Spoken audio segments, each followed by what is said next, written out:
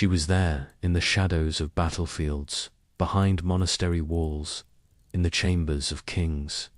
Silenced, erased, misjudged. The chronicles said little, but what they didn't write might be the most disturbing part. From female surgeons on the front lines to whispered accusations of witchcraft, from secret networks of midwives to nuns defying the church, the truth was buried, quite literally, beneath centuries of dust and denial. This is not what you were taught about medieval women, and no one was ever meant to hear it. In medieval Europe, history was written by those with access to ink, parchment, and protection from the blade. That meant the church. And the church meant monks, priests, scholars, chroniclers, housed in scriptoria, tasked with recording the events of kingdoms, the deeds of saints, the outcomes of battles. These manuscripts became the scaffolding of medieval history. But within their ornate borders and illuminated capitals, one thing is often conspicuously absent: women. The medieval chronicle rarely mentioned a woman unless she was noble, scandalous, saintly, or accused. And even then, her story was filtered through the worldview of men bound to theological orthodoxy and patriarchal order. Women who worked, ruled, healed, taught, fought. If they didn't fit the framework of divine virtue or moral warning, they disappeared from the record. This wasn't simply an oversight. It was a reflection of power. The Latin term historia once meant inquiry, but in practice, it became a tool for legitimizing authority. Kings needed scribes to sanctify their reigns. The church needed saints to inspire piety. Noble families needed ancestral pride. Women's contributions, unless they served these purposes, were often considered irrelevant or inconvenient. Yet fragments survive. Take the case of Christine de Pizan, born in Venice in 1364 and raised at the French court. She became Europe's first known professional female writer. After her husband died young, she turned to her pen to support her family. Her work, The Book of the City of Ladies, directly challenged the misogyny of her era, compiling stories of women forgotten or maligned by male authors. Christine criticized chroniclers for dismissing female agency and painted a radically different view of women's roles in history. But even she was an exception. A rare woman whose writing survived not just physically, but intellectually, in the face of dismissal. For the vast majority, survival meant something far more fragile. In 12th century England, a woman named Ethel, daughter of Alfred the Great, ruled the powerful kingdom of Mercia. She led military campaigns against the Danes, fortified towns, and maintained alliances with Welsh rulers. Her leadership helped lay the foundation for the unification of England. But while her brother Edward was dubbed the Elder, Ethel was quietly dropped from many later chronicles. In the Anglo-Saxon Chronicle, her achievements were reduced to footnotes. Some versions omit her name entirely. It was not until modern scholars revisited Welsh and Irish sources that the full picture began to emerge. Similarly, in the Islamic world, medieval chronicles mention Fatima al-Fari, the 9th century woman who founded the University of Al-Qarawiyyin in Fez, widely regarded as the world's oldest continuously operating, degree-granting university. Yet most histories of Islamic education ignore her. Her contribution survives in architectural records and localized accounts, but rarely in sweeping historical narratives. These omissions were not just gendered, they were also institutional monasteries, where most chronicles were produced, followed. Strict hierarchies, monks, not nuns, controlled the writing. Even abbesses of powerful convents, such as Hildegard of Bingen, one of the most influential intellectuals of the 12th century, had to fight to be heard. Hildegard wrote treatises on medicine, science, and theology. She corresponded with emperors and popes. But even her extensive work was often categorized under mysticism, rather than scholarship, and left out of mainstream historical accounts. And when women did appear in chronicles, it was often with suspicion. Inquisitorial records from the 13th and 14th centuries revealed this bias clearly. Women accused of heresy or witchcraft were described not by their deeds, but by their alleged defiance of male authority. The Malleus Maleficarum, published in 1487, though slightly outside the medieval window, distilled this misogyny into doctrine, warning that women were inherently deceitful and more susceptible to the devil's influence. This framework colored how chroniclers viewed female autonomy in earlier centuries. Yet women were everywhere in medieval life. They brewed ale, ran inns, managed estates during wars, served as healers, teachers, textile workers, traders, scribes, and sometimes even soldiers. Their absence from major chronicles isn't proof they were absent from the world, only that the gatekeepers of memory chose to look away. The silence wasn't total, but selective. Court records, wills, and letters, often ignored by early historians, provide glimpses. A merchant woman in 14th century Paris named Jacoba Felici was tried for practicing medicine without a license. Her defense: her patients recovered when male physicians failed.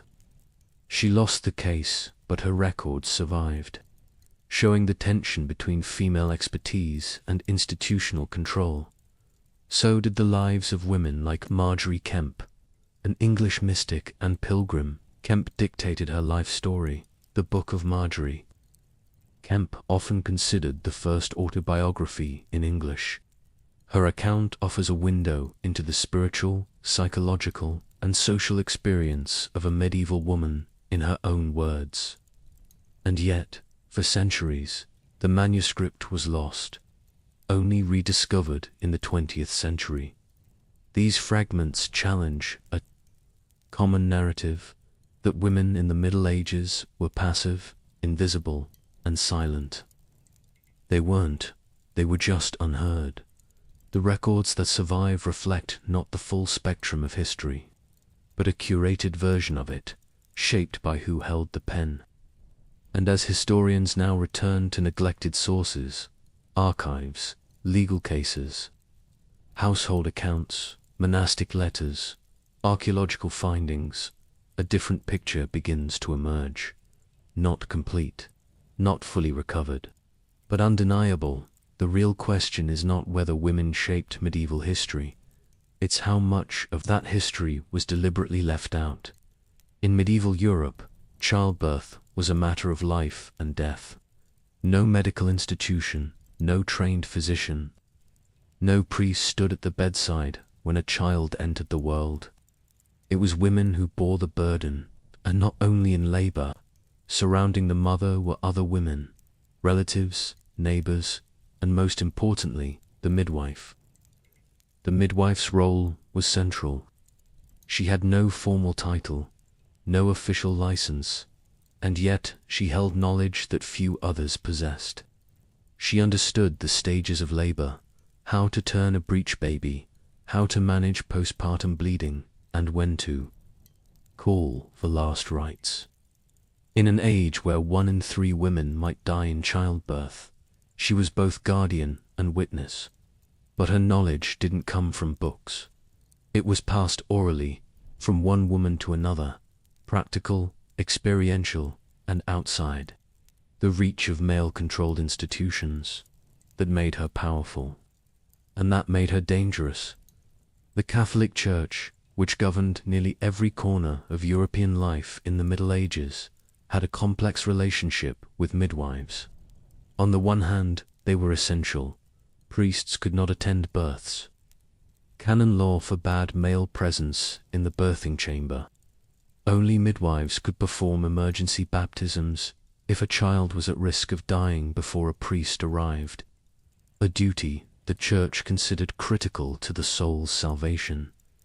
This gave midwives a sacred function, but it also placed them in a grey area, spiritual agents without ordination, performing sacramental tasks outside of priestly control. By the 13th century, as the Church expanded its administrative reach and sought to centralize authority, suspicion of midwives began to grow. Concerns emerged that some women were performing baptisms incorrectly, or worse, deliberately withholding them. Theologians feared what they could not supervise. Papal edicts and church councils began issuing warnings. The Synod of Wurzburg in E10 declared that midwives were to be examined and approved by ecclesiastical authorities. Similar decrees followed in France, Spain, and the Low Countries. Some cities, like Barcelona and Nuremberg, instituted formal licensing systems, not to elevate the profession, but to control it. Behind this scrutiny lay a deeper fear: the association of midwives with older pre-Christian healing practices.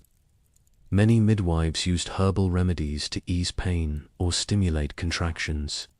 Some carried talismans or recited prayers during labor. These practices blurred the line between folk medicine and forbidden magic. And when outcomes were bad, when a mother or child died, it was easy to assign blame. This was the environment in which midwives operated: vital, respected, but always at risk. In 1322, a woman named Jacoba Felici was tried in Paris for practicing medicine without a license, though not a midwife in the narrow sense. She had treated both men and women using herbs and physical remedies, and had done so successfully. Witnesses testified that she cured illnesses others could not. But the Faculty of Medicine at the University of Paris, an all-male institution, argued that healing without formal training was criminal. Jacoba was convicted, banned from practice, and narrowly escaped imprisonment. Her case reflected a broader tension. Universities, which had begun to formalize medical knowledge, excluded women entirely. This meant that any woman who practiced healing, whether as a midwife, herbalist, or wise woman, was automatically suspect. She operated outside of church and university oversight, and as central authority expanded, that became increasingly unacceptable by the late 15th century. The suspicion had taken a darker turn in 1484.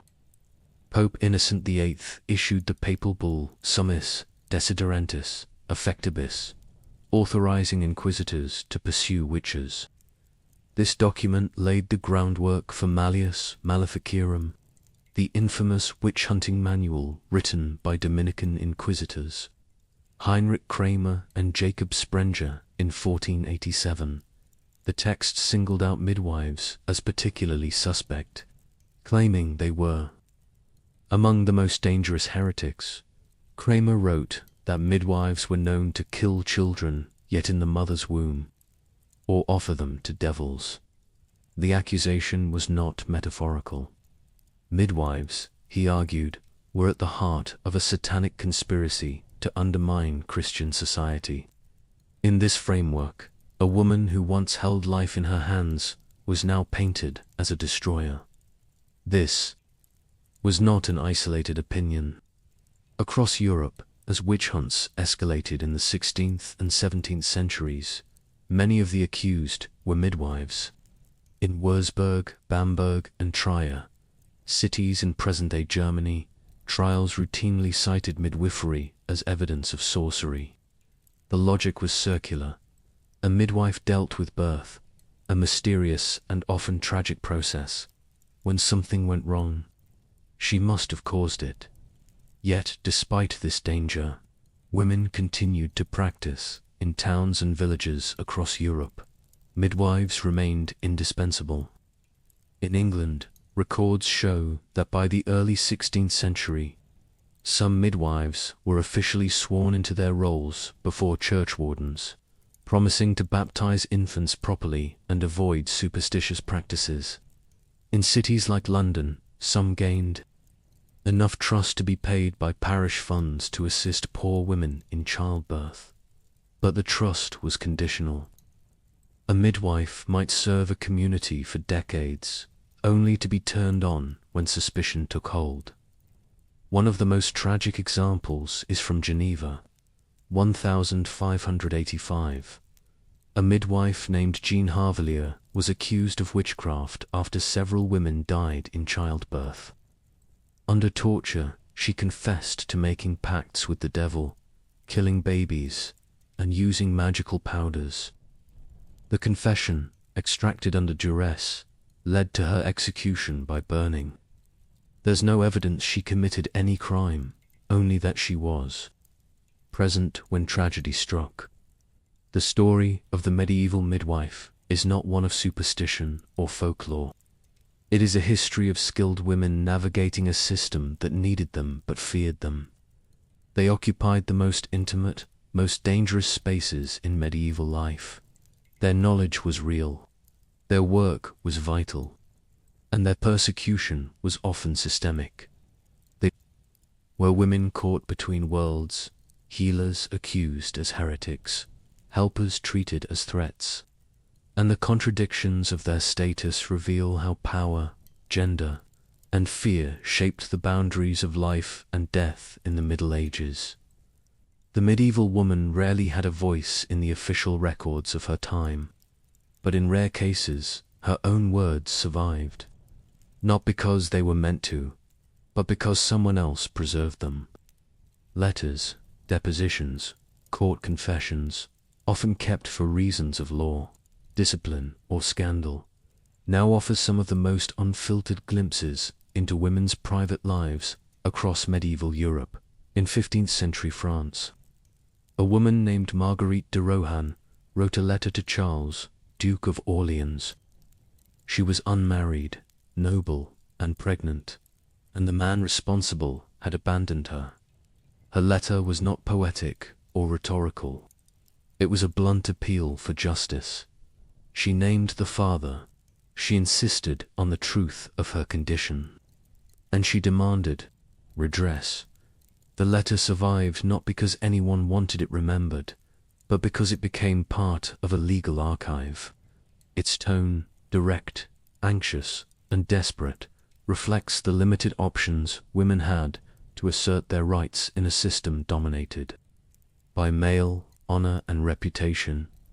Marguerite was not alone. In the city of Norwich, England, in 1418, a woman named Alice de Braden was brought before the church court on suspicion of adultery.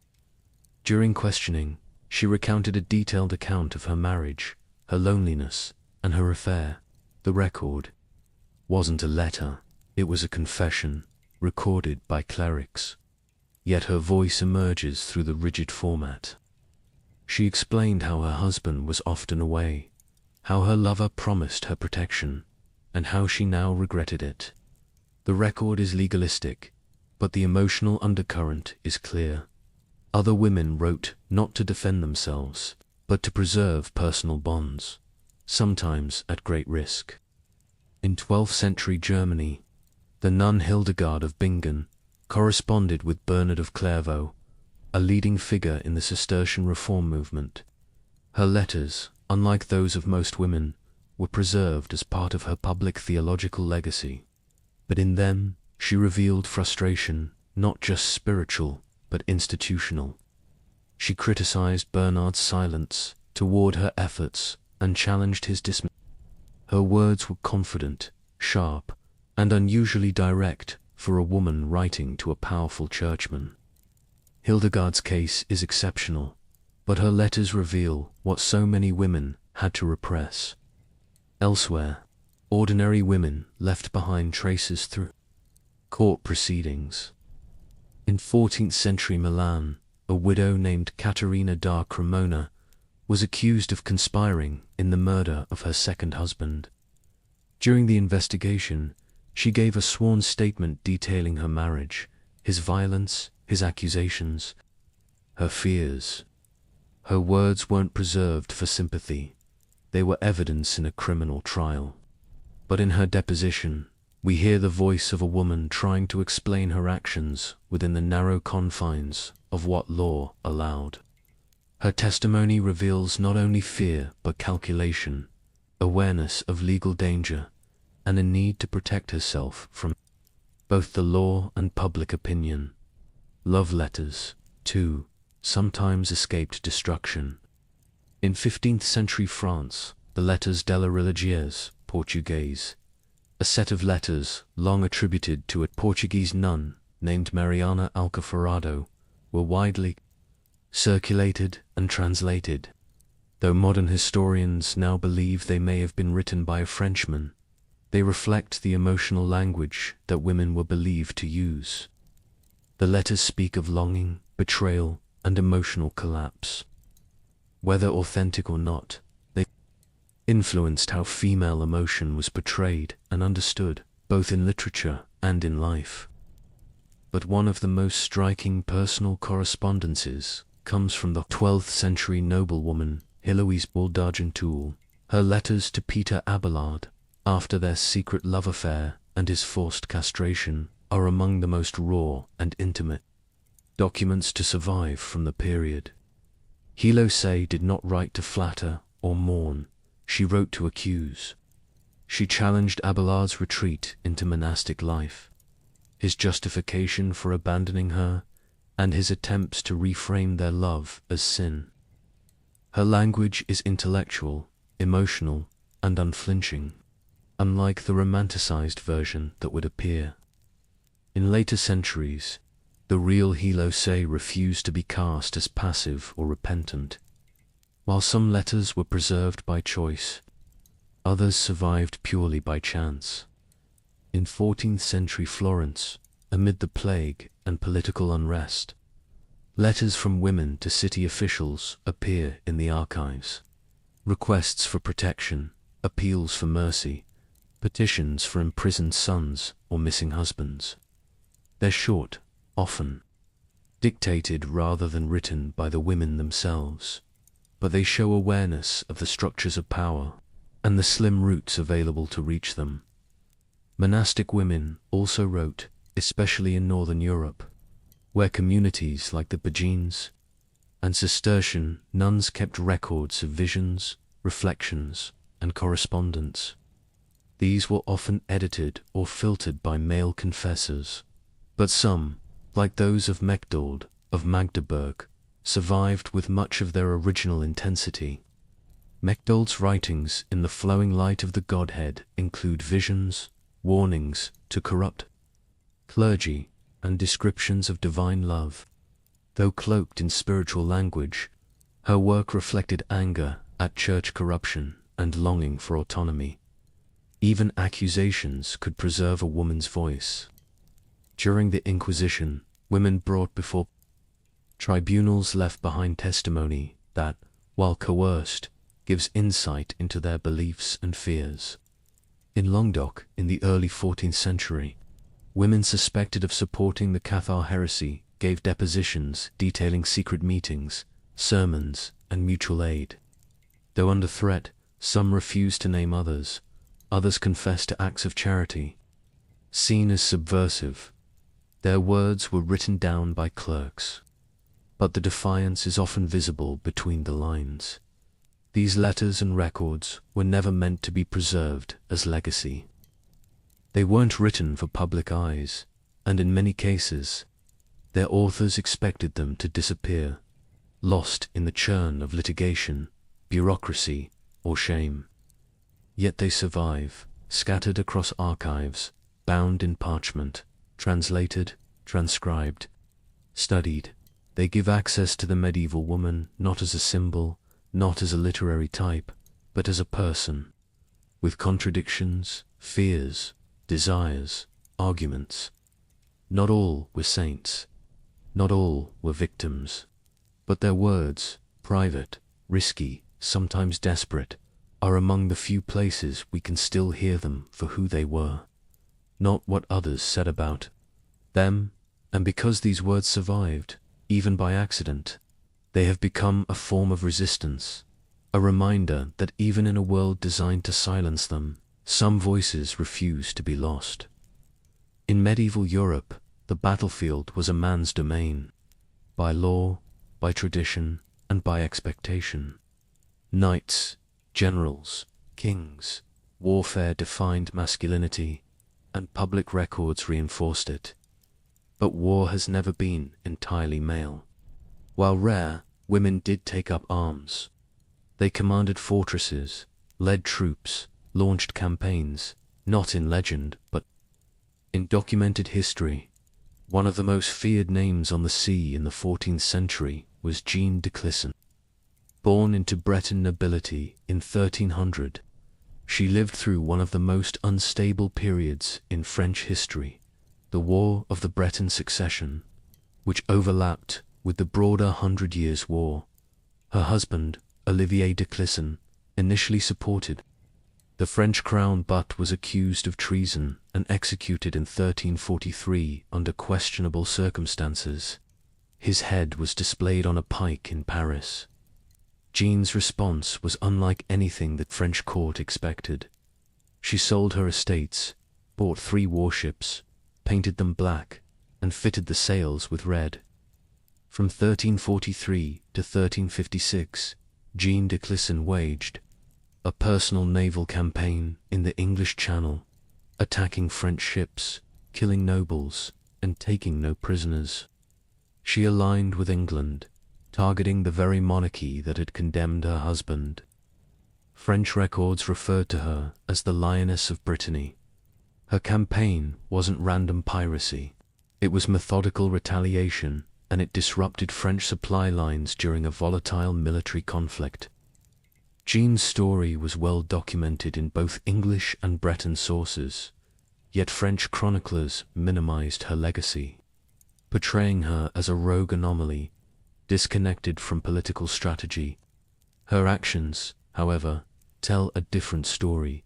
A woman who understood warfare, loyalty, and vengeance in the language of violence, and used them with precision, while Jeanne attacked from the sea. Another noblewoman fought on land, Joanna of Flanders. When her husband, Jean de Montfort, was imprisoned in 1341, Joanna seized the moment. Pregnant and surrounded by hostile forces, she took command of Montfort's troops during the same Breton succession crisis, at the siege of Hennebon in 1342. She led a counterattack that caught the besieging French forces off guard, burning their camp and breaking the siege. English chronicler Jean Froissart described Joanna donning armor and riding through the city to rally troops. He wrote that she delivered a fierce assault on the enemy, a rare instance where a female leader's military skill was acknowledged by a contemporary source. Froissart, despite often romanticizing warfare, did not question Joanna's legitimacy. To him, she had acted as any noble commander would. Joanna later traveled to England to secure military support from King Edward III. Her campaign helped keep her husband's claim alive and ensured her son, John IV, would eventually become Duke of Brittany. Yet her role was often rewritten or left out in later French narratives. When women succeeded in warfare, chroniclers either reframed their contributions as symbolic or omitted them entirely. These were not isolated cases in Spain. Maria de Molina acted as regent for her son and grandson during the late 13th and early 14th centuries, coordinating military responses and political alliances during civil unrest. Though not a battlefield commander, her involvement in military strategy was well documented in Castilian royal archives in Bohemia. During the Hussite Wars in the early 15th century, women fought alongside men in the Taborite movement, a radical Christian reform sect.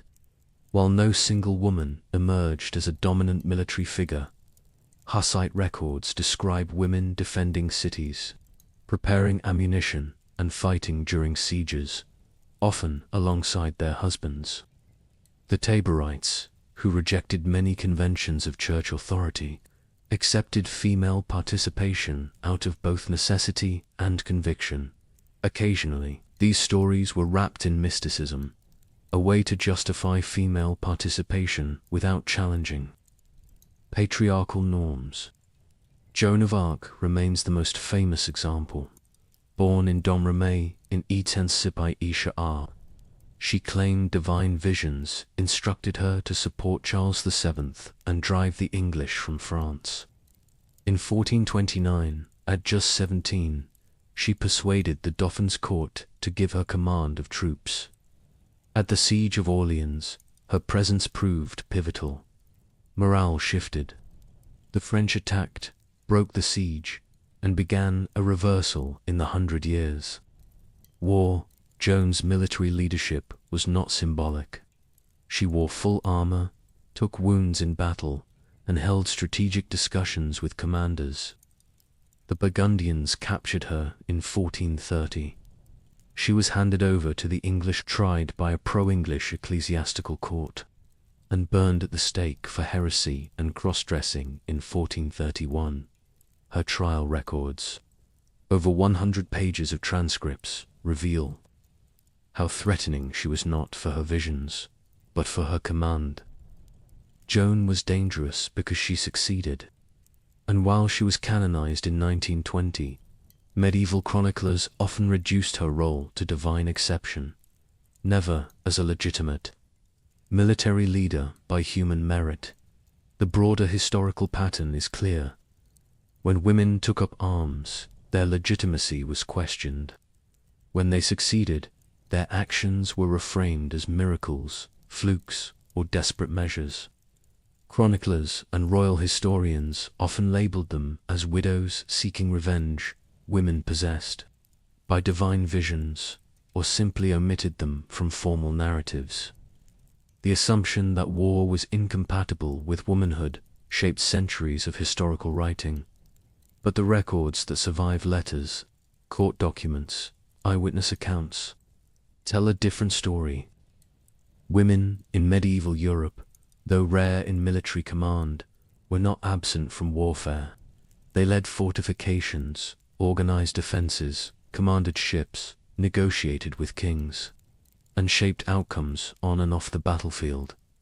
Their existence challenges a foundational myth that power in the medieval world was only male, and that violence was an exclusively masculine tool. In reality, when social structures collapsed, when dynastic succession was unclear, or when war threatened survival, the sword passed hands, and some of those hands were female. And while many of these women were later erased, marginalized, or mythologized, their documented actions remain, not as outliers in fantasy, but as part of the historical record, one that was often ignored because it contradicted the assumptions of the time. Behind the stone walls of medieval convents, far from the noise of court and battle, another kind of resistance was unfolding. Nunneries, often assumed to be places of silent prayer and submission, were not always so contained. In some corners of Europe, these religious communities operated as centers of scholarship, political maneuvering, and subtle defiance. Women cut off from the world found ways to shape it, not through sword or title, but through ink, administration, and the manipulation of spiritual authority. In the 12th century, Hildegard of Bingen emerged as one of the most influential voices in Christendom. Born in 1098 in the Rhineland, she was enclosed in a Benedictine convent as a child, but she did not remain silent.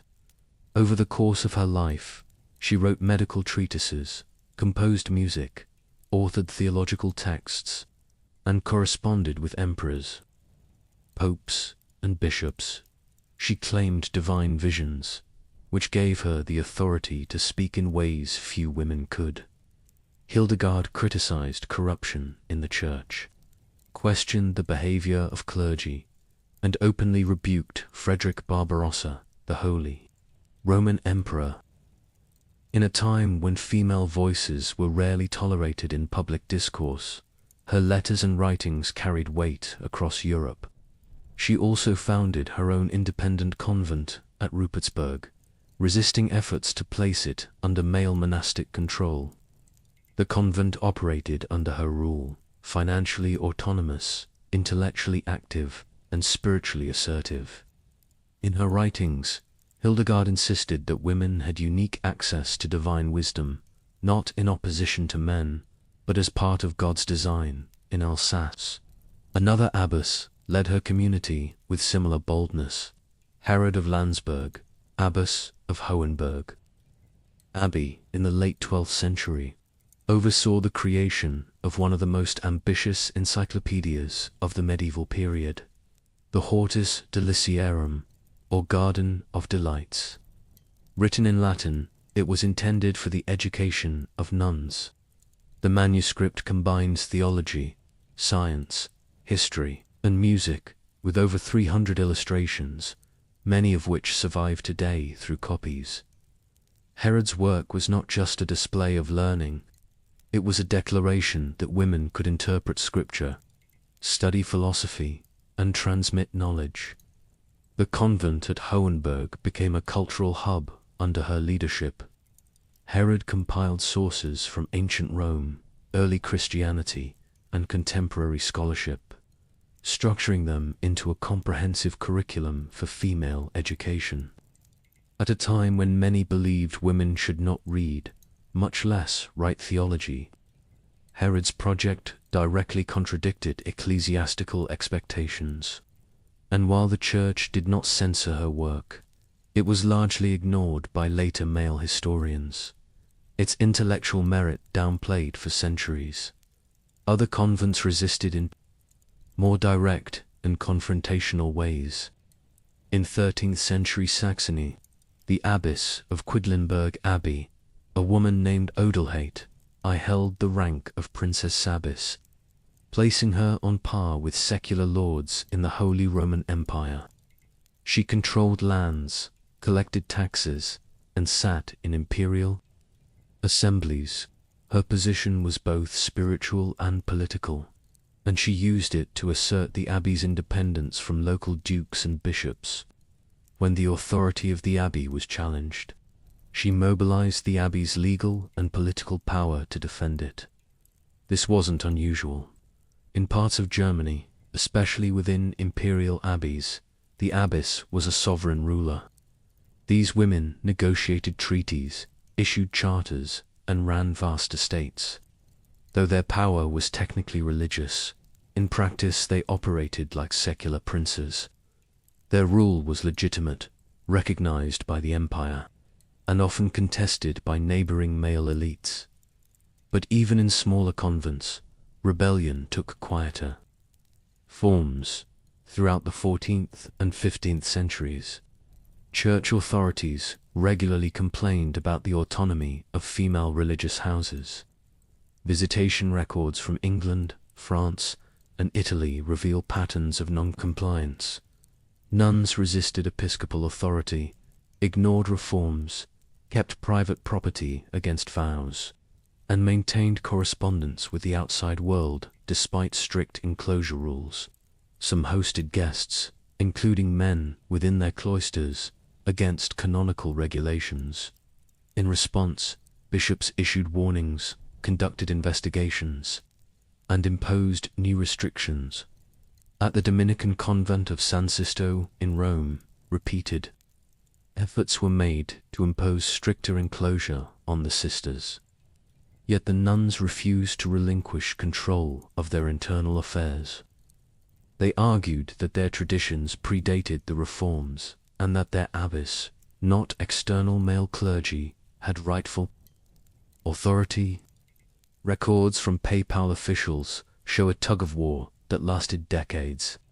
The convent resisted, not out of scandal or negligence, but to preserve self-governance.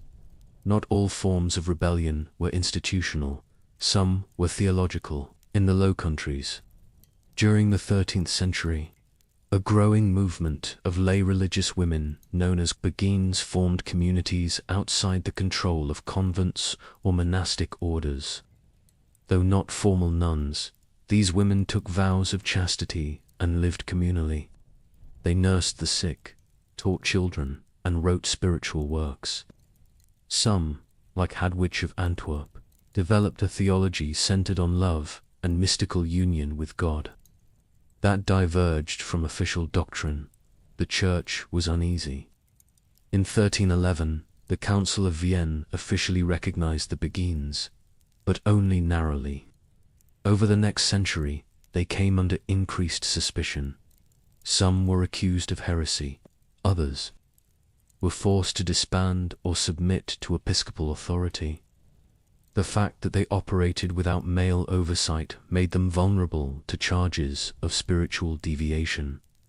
But even within established convents, the desire for intellectual and spiritual independence endured.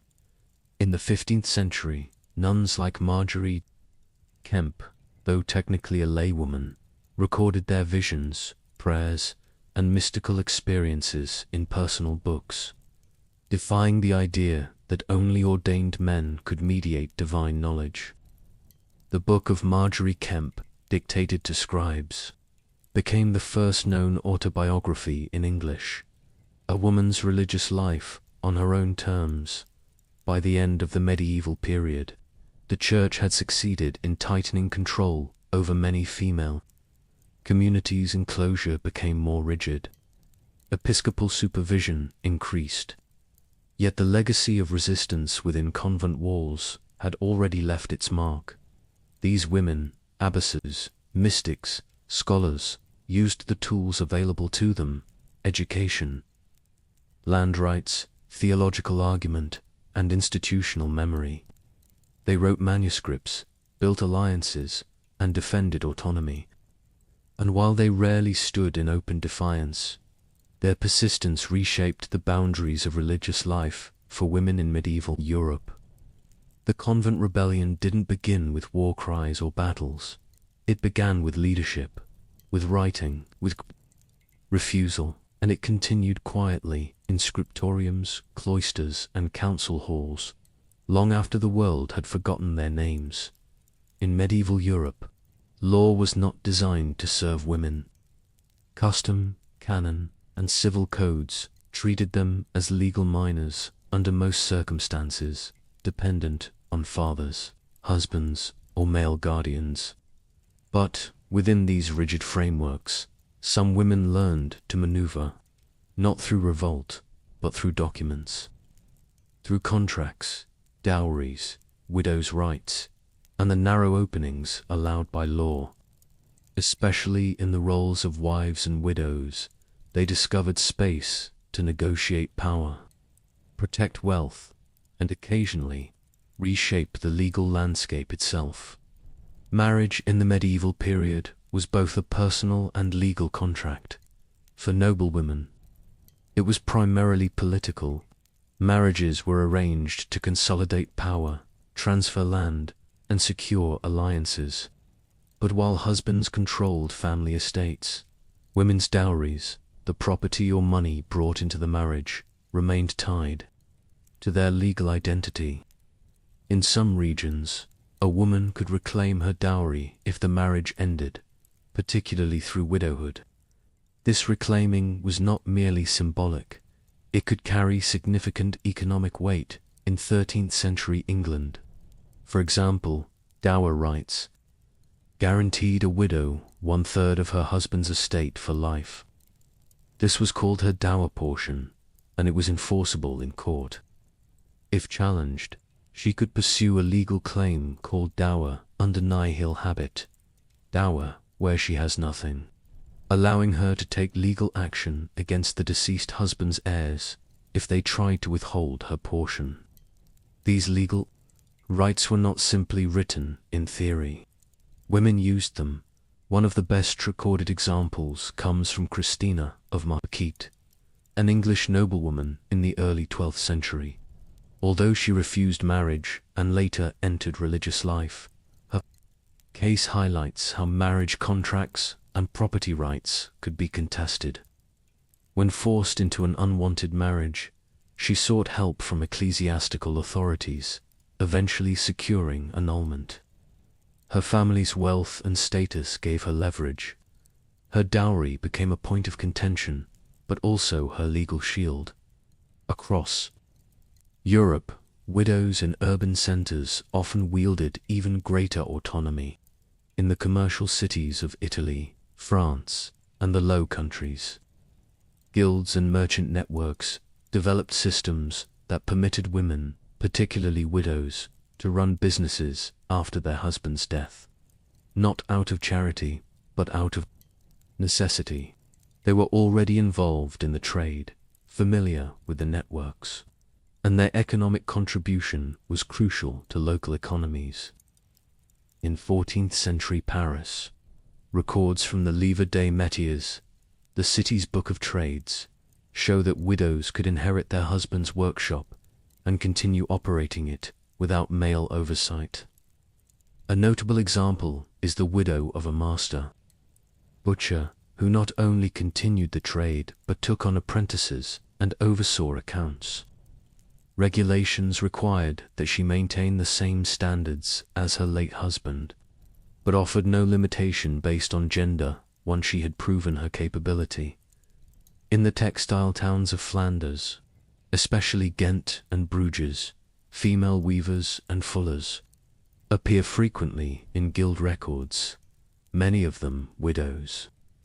They used commercial laws to secure payment for goods, take disputes to local courts, and sign contracts in their own names.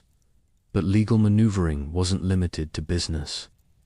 In courtrooms, women occasionally overturned expectations through strategic use of testimony, precedent, and persistence.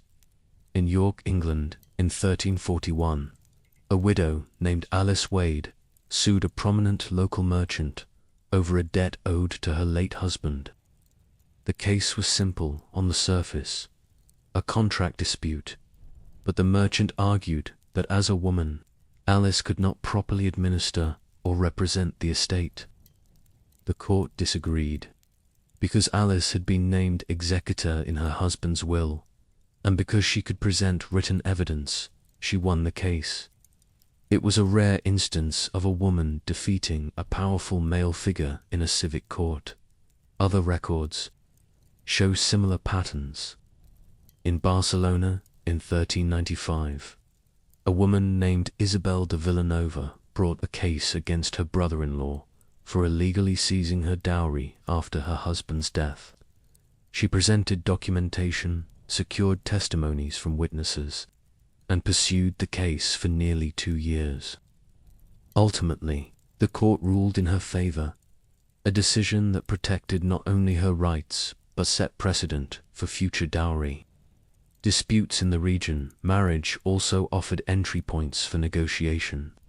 In certain German territories, women could invoke a clause known as Morgengib, the morning gift, which required a husband to provide a gift of property after the wedding night, symbolizing the wife's security. It could be land, livestock, or coin, and unlike the dowry, this was hers to control. In many cases, records show women using Morgengeb claims to assert ownership over property that would otherwise revert to male relatives. Even the church, often seen as the enforcer of patriarchal norms, sometimes upheld women's legal arguments when it aligned with canon law. In 15th century Bologna, a noblewoman named Bartolomea degli Obizi challenged her marriage contract on the grounds of coercion. Her case was heard in an ecclesiastical court. She testified that she had been forced into the union and provided witnesses. The court ruled in her favor, annulling the marriage. It was rare, but canon law allowed for consent to be central in marital validity, and Bartolomea used that clause with precision. None of these cases reflect an equal legal system. Most women had few resources to defend themselves. Legal literacy was limited. Access to sympathetic judges or scribes was rare. But in moments of crisis or opportunity, particularly through widowhood, property claims, or business inheritance, some women turned legal structures to their advantage. These victories were not revolutions. They didn't rewrite the law or alter the balance of power in medieval society, but they carved out space. They allowed individual women to protect what was theirs, maintain control over their lives, and in some cases, pass that control to daughters or female apprentices. In a world that expected silence and submission, the court records tell a different story, one of negotiation, strategy, and resilience. Not outside the system, but inside it. Not against the law, but through it. In medieval Europe, heresy was more than religious error. It was a threat to order. The Church claimed the sole right to interpret Scripture, define salvation, and prescribe the path to heaven. To question that authority, even quietly, meant risking everything. For women, the risk was even greater. Speaking without permission, refusing marriage, living outside male supervision, these weren't just spiritual decisions. In many eyes, they were acts of rebellion. Marguerite Porete was born in the region of Hainaut, in present-day Belgium, sometime in the mid-13th century. She wasn't a nun. She wasn't attached to any monastery. She belonged to a loosely connected network of religious women, known as the Beguines, laywomen, who took no permanent vows, owned no shared property, but lived in communities devoted to prayer, charity, and inner contemplation. Their movement had begun around 1200, particularly in the Low Countries and the Rhineland. It offered women a life outside both marriage and cloister, and for that reason it was never fully trusted by church authorities. Porete was a mystic and writer. Her book, The Mirror of Simple Souls, described the soul's journey toward union with God. She wrote in French, not Latin, which made her accessible beyond the clergy. The text outlined a spiritual state in which the soul, emptied of its will, transcends moral obligation beyond good and evil. Beyond church teaching, bound only to divine love to the church, this was a problem. The mirror circulated widely, in manuscript form. Marguerite refused to stop distributing it, even after local clergy condemned the work. She was arrested in 1308, interrogated by the inquisitorial court in Paris, and eventually condemned by a panel that included several prominent theologians. The official charges were theological errors, arrogance, and insubordination. But behind them was a deeper fear that a woman with no clerical title or institutional protection had authored a theological text and refused to back down. On June 1st, 1310, Marguerite Porete was burned at the stake in Paris. Her name was nearly erased. From the record, the mirror continued to circulate anonymously for centuries, copied and read in secret. Long before it was rediscovered and attributed to her in modern times. She was not alone, the Beguines. The women whose way of life Marguerite had shared grew in number during the 13th and 14th centuries. They lived in beguinages, enclosed communities in cities like Ghent, Bruges, and Cologne. They cared for the sick, taught girls to read, and maintained a life of prayer without binding themselves to lifelong vows. They were economically self-sufficient, governed their own houses, and answered to no mail order. Initially, the Church tolerated them, even praised their charitable works. But as their movement spread and some Beguines began writing about theology, interpreting scripture, and speaking publicly about visions or spiritual experiences, concerns intensified. At the Council of Vienne in 1311, Pope Clement V officially declared that beguines should be restrained if they spread unapproved teachings. It was a vague ruling, and its enforcement varied by region, but it created an opening for local inquisitors to intervene. One of the most targeted offenses was unauthorized preaching. Canon law forbade women from preaching publicly, but some beguines, inspired by visions or mystical experiences, spoke openly about divine revelations. This blurred the line between accepted devotion and perceived heresy. In Strasbourg, in 1317, a beguine named Odelhate of Freiburg was accused of spreading unauthorized teachings. She had written spiritual reflections based on mystical union with God. Though she was not executed, her writings were banned, and her community was forced into stricter supervision. Similar episodes occurred across the Rhine Valley. In some cases, beguines were absorbed into more orthodox monastic orders. In others, they were driven underground. The fear wasn't just theological, it was structural. The church was a hierarchy. Priests taught, bishops judged, monks preserved doctrine. The beguines, with no vows, no superiors, and no fixed rule, operated outside that framework. Their spiritual independence, especially when paired with literacy and economic autonomy, threatened institutional control. Sometimes, the charge of heresy was only loosely tied to theology. Refusing an arranged marriage could trigger suspicion, especially when the woman in question claimed spiritual justification. In England, records from the bishop's court in Norwich describe several cases of young women choosing chastity and religious solitude rather than marriage. While not formally accused of heresy, they were often subjected to ecclesiastical pressure and, in some cases, excommunication on the town of Valenciennes. In the 1320s, a woman named Jean was expelled from her beguine house after refusing to accept the authority of the local priest. She argued that her conscience and divine inspiration overruled male instruction. When she continued to live alone and speak publicly about her beliefs, she was arrested. Though not executed, her writings were destroyed and her name survives only in inquisitorial records. For many of these women, heresy was not an act. It was a status imposed when they refused to conform. Spiritual independence, when exercised by women without male sanction, became suspect. Their refusal to stay silent was seen not as piety, but insubordination. Yet despite official condemnation, their writings circulated, often anonymously. Their ideas influenced later mystics, including Julian of Norwich and Teresa of Avila.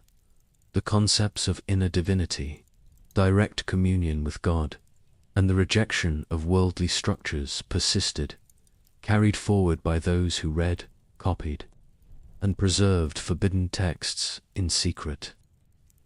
By the late 14th century, the pressure on independent religious women intensified.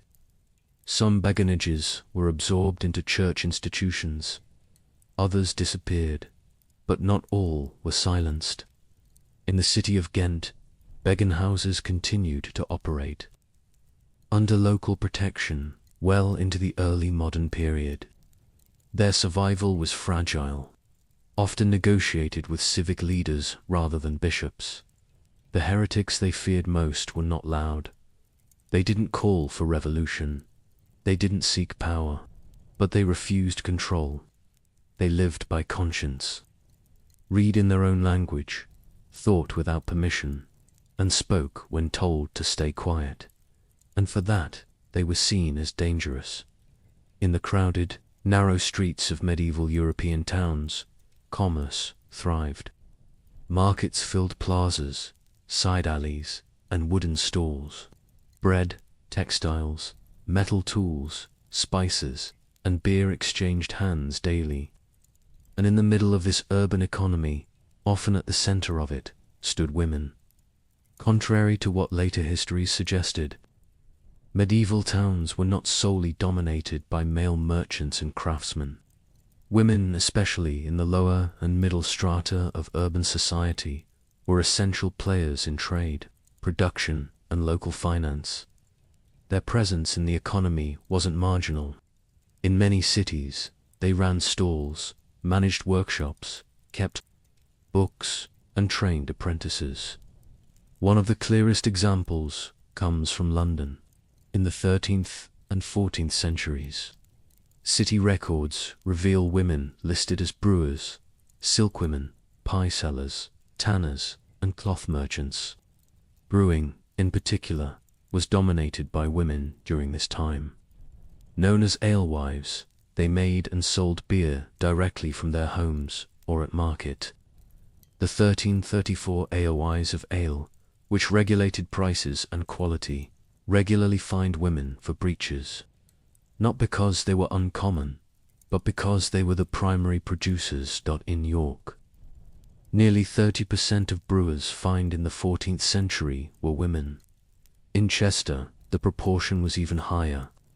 These women were subject to municipal oversight, PAID taxes, and were known by name in legal and financial records. They ran independent operations, small scale, but profitable. Yet over time, as brewing became more commercial and profitable, men began to enter the trade in larger numbers, forming guilds that slowly edged women out. Guilds, the official craft organizations of medieval cities, often dictated who could produce goods, sell them, or train others. In theory, guild membership was made lonely. In practice, exceptions were made, especially for widows. A woman whose husband had been a guild member could inherit the workshop and continue operating under his name. In Paris, the Livre des Métiers, compiled by Etienne Boileau in the 13th century, records several trades in which widows not only kept the business running, but trained apprentices and signed contracts. Textile production, especially weaving, spinning, and dyeing, was one of the most feminized sectors of the medieval economy. In Flanders, one of the textile capitals of Europe, women worked at every level of the industry. In Bruges, Ghent, and Ypres, they were dyers, finishers, and fullers. They weren't merely helpers. They led workshops, inspected materials, and negotiated with suppliers. In Cologne, women were particularly active in the linen trade. Municipal records from the 14th century list women trading in bulk, transporting goods, and exporting finished cloth to markets across the Rhine. Some of them appear in court cases, not as defendants, but as plaintiffs enforcing debts or protecting contractual rights. In southern Germany, in cities like Nuremberg and Augsburg, female shopkeepers managed general stores and specialized trades. The Nuremberg Hausbücher, household account books kept by merchant families, show that women handled daily financial operations, made purchases, and supervised apprentices. Especially when husbands were away on business or engaged in civic duties. In Italy, the situation was more complex. In cities like Florence and Siena, elite merchant families discouraged women from public commercial activity, preferring to keep them within the domestic sphere. But among the artisan and working classes, women were visibly active.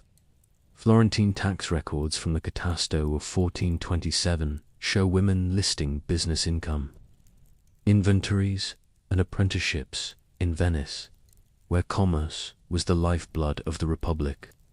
Women from mercantile families were heavily involved in managing warehouses, contracts, and shipping while men were at sea. Their roles weren't ceremonial. They signed documents, lent money, and oversaw investments. Venetian notarial records from the 14th and 15th centuries include women acting as creditors and guarantors in legal contracts. Yet despite their documented presence, women's economic roles were often underrepresented or deliberately omitted. In guild histories and civic chronicles, as guilds formalized in the late Middle Ages, many began to restrict female participation.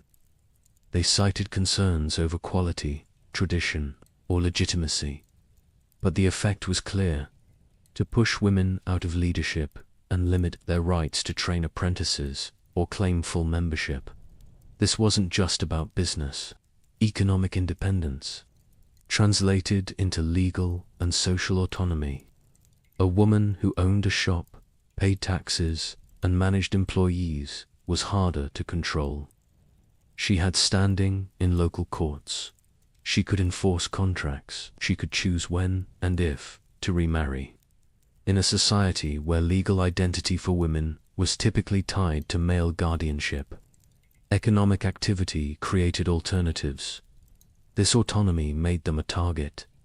Alewives were mocked in literature and sermons as dishonest, greedy, and vulgar caricatures that reinforced gendered boundaries. The image of the corrupt female trader became a common theme in morality plays and urban satire. Municipal officials issued new regulations, often under the guise of protecting public morality or quality control, that disproportionately affected women's trades. In brewing, for instance, licensing systems favored larger male-run operations. In textiles, guild rules narrowed the categories of acceptable female labor. Over time, the professional spaces once held by women were reshaped. What had been open, informal, and accessible became codified, hierarchical, and exclusive. Male guilds formalized apprenticeships, locked in privileges, and restricted entry, ensuring long-term control. Yet even as official channels closed, women continued to work. They sold from stores, took in apprentices unofficially, and conducted business through family networks. Their economic contribution never stopped. What changed was visibility. The marketplace queens, the brewers of York, the weavers of Bruges, the shopkeepers of Florence, sustained cities. Their work fed families, fueled trade, and shaped neighborhoods. But as guilds took over the story of urban commerce, their names faded from the record.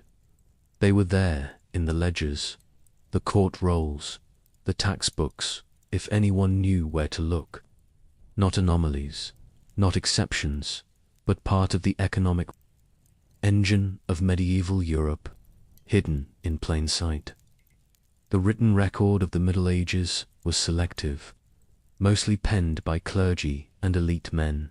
It captured battles, treaties, kings, and saints. It rarely preserved the voices or names of ordinary people, especially women. But beneath churchyards, abandoned villages, and forgotten settlements, another archive exists. Bones, burial patterns, and material remains. A record that cannot be censored or rewritten. In recent decades, archaeological and forensic science have begun to fill the silence left by chroniclers. In places where the written word fell short or failed entirely, the human body preserved facts that history ignored. In the early 2000s, archaeologists working near Birka, a Viking-era settlement in modern-day Sweden, unearthed a burial once assumed to be male. The grave, catalogued in the 1880s, contained a full set of weapons: a sword, axe, arrows, 2 shields, and a game board used to strategize in warfare. It had long been classified as a warrior's tomb, but advanced DNA analysis, published in 2017, revealed that the remains were female. The skeleton, known as BJ.581, showed no biological signs of masculinity. The pelvis and other features were distinctly female.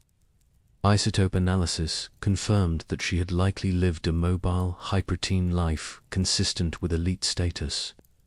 The findings challenged long-standing assumptions about gender roles in Viking society, not only because she was buried as a warrior, but because the grave was marked with symbols of command. This was not an anomaly. Other Scandinavian graves have since been reassessed, and several show women buried with weapons, some with evidence of battle injuries. In England, a mass grave discovered in the village of Warren Percy told a different story. The site, excavated between the 1950s and 1990s, contained hundreds of skeletons dating from the 10th to the 15th century. Among them, a high number of women showed signs of physical stress, compressed vertebrae, worn knee joints, and evidence of repetitive strain markers consistent with carrying heavy loads, grinding grain, or prolonged manual labor. These findings contradicted the textual image of women as confined to domestic inactivity. In one case, the skeleton of a woman estimated to be in her early 30s showed severe degenerative joint disease in her spine and shoulders.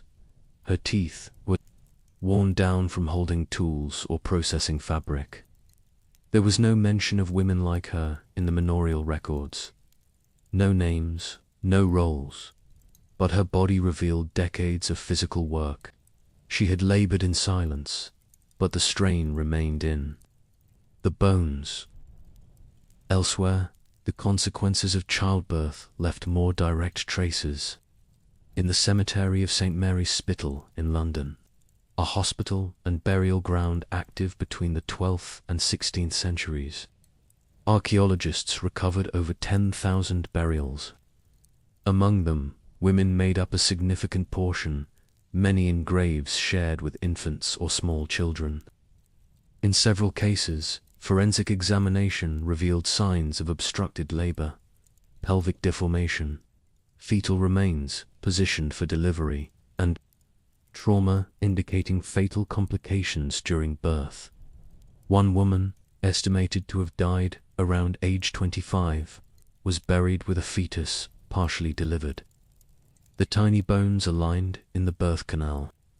Written history rarely recorded these deaths, unless the woman was of noble birth. Yet the archaeological record reveals how widespread and lethal childbirth could be. In some regions, maternal mortality may have reached 1 in 10, a risk borne quietly by thousands of women whose deaths went unrecorded. Grave goods also tell stories that text omitted. In the Czech Republic, at a 9th century burial site near Kolchice, researchers found a high-status female grave containing finely worked jewelry, glass beads, and traces of silk. These items indicated trade links stretching as far as the Byzantine Empire. The woman's remains showed no signs of childbirth, unusual for her age, and no physical stress suggesting manual labor. Combined with the luxury items, some scholars now suggest she may have held an elite, possibly diplomatic or religious role, despite the lack of written evidence. In some cases, grave treatment itself reveals status shifts. At a site in Germany, 6th century burials showed distinct patterns. High-status women were interred with fine brooches, belts, and combs, symbols of cultural identity and household control. These were not trivial items. They reflected authority within domestic and kinship networks. Yet later records, written after Christianity became dominant in the region, erased these symbols from female burials. The transition from pagan to Christian burial practice coincided with a decline in material recognition of women's status. Science also tracks trauma that documents never mentioned. In a mass burial at Totan site of one of the bloodiest battles of the Wars of the Roses in 1461, skeletal remains showed signs of combat injuries, sword slashes, crushed skulls, and broken limbs. Most were male, but nearby, in smaller village graves from the same period, women's skeletons bore different marks: blunt force trauma to the head, arms, and ribs. Some showed evidence of repeated injury, including healed fractures and scarring. These were not battlefield wounds. They may have been the result of domestic violence, a subject almost entirely absent from medieval chronicles. Forensic teams now use isotopic analysis to study migration and diet. In towns like York and Winchester, women buried in urban cemeteries often show different isotopic signatures than local males, suggesting they were born elsewhere. Some may have been servants, immigrants, or brought in through marriage. Their presence, invisible in property records or tax rolls, becomes clear through enamel and bone chemistry. The archive of the dead does not speak in paragraphs or prose. It speaks in healed breaks, in worn joints, in the placement of artifacts. It reveals what was never written: the physical toll of survival, the unseen roles in war and labor, the quiet authority that burial customs once honored, where scribes ignored or denied women's roles. Science has uncovered a parallel narrative, one grounded not in ideology, but in physical reality. Beneath the soil, the skeletons speak, and their silence is no longer enough to erase what they endured or what they achieved. History is never neutral. It is shaped, filtered, and recorded by those who hold the pen, and more often than not, those pens have belonged to men with authority, writing for institutions that thrived on stability, hierarchy, and control. In medieval Europe, the act of writing history was not simply about documenting events. It was a process of preserving power. Monks, priests, royal scribes, and court chroniclers created records that justified the present, legitimized kings, sanctified battles, and reinforced social order. They wrote what mattered to those in charge. What didn't fit that framework was rarely written down, and if it was, it often wasn't copied, preserved, or passed down. Women's lives, unless they intersected with sainthood, scandal, or noble lineage, rarely made the cut. The vast majority of women in the medieval world didn't leave behind texts, titles, or monumental tombs. Their contributions were local, oral, and physical. They ran workshops, administered estates, delivered children, healed wounds, and mediated disputes. But those activities rarely appeared in the charters or chronicles designed to praise kings or justify conquests. Even the few women whose stories survived, rulers like Matilda of Tuscany, abbesses like Hildegard of Bingen, rebels like Jean de Clisson, were often reframed by later writers to make them less threatening. Some were turned into pious exceptions. Others were cast as emotional, erratic, or vengeful. Their military actions, political decisions, or intellectual contributions were often attributed to divine inspiration or male influence, rather than personal capacity. The omission wasn't accidental. It served a purpose by sidelining women's roles in law, commerce, warfare, and culture. The historical narrative reinforced a male-dominated hierarchy. This wasn't just about gender, it was about authority. A system where knowledge flowed through monasteries, courts, and universities. All institutions that excluded women from full participation had little incentive to acknowledge the influence of those outside its structure. In towns, as guilds grew more formal, women were pushed out. In churches, female preachers and mystics were silenced or accused. In courts, women's legal agency was constrained unless they operated through male relatives. Even widows, who enjoyed relatively high levels of autonomy in some regions, found their rights curtailed as legal codes hardened. When economic and religious systems became more centralized, they produced more records, but not necessarily more representative ones. Standardization meant fewer exceptions, less flexibility, and more control over narrative.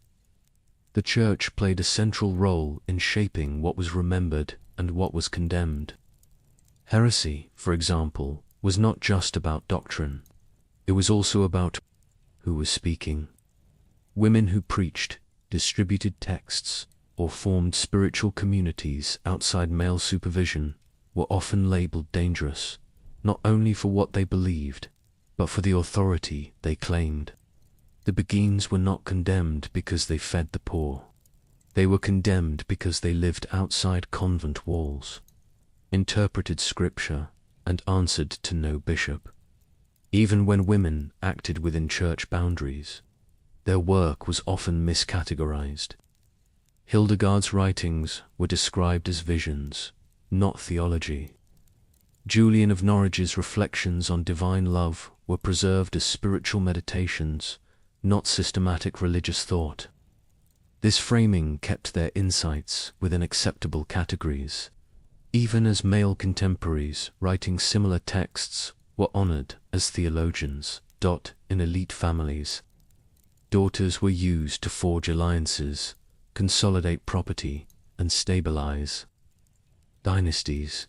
Their personal ambitions, if they had any, were rarely recorded.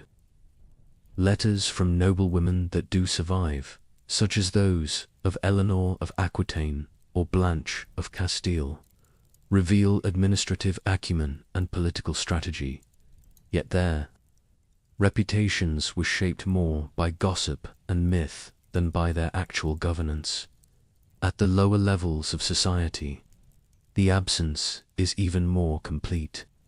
Peasant women, market traders, household servants, and midwives appear only when they enter legal trouble, usually through accusations of theft, witchcraft, or breach of moral codes. The systems that recorded their labor, taxation, trade, apprenticeships either omitted their names or attributed their work to male relatives. When the printing press emerged in the 15th century, it opened new avenues for the preservation of texts, but not immediately for women. The first books printed were religious or classical. Educational access remained restricted.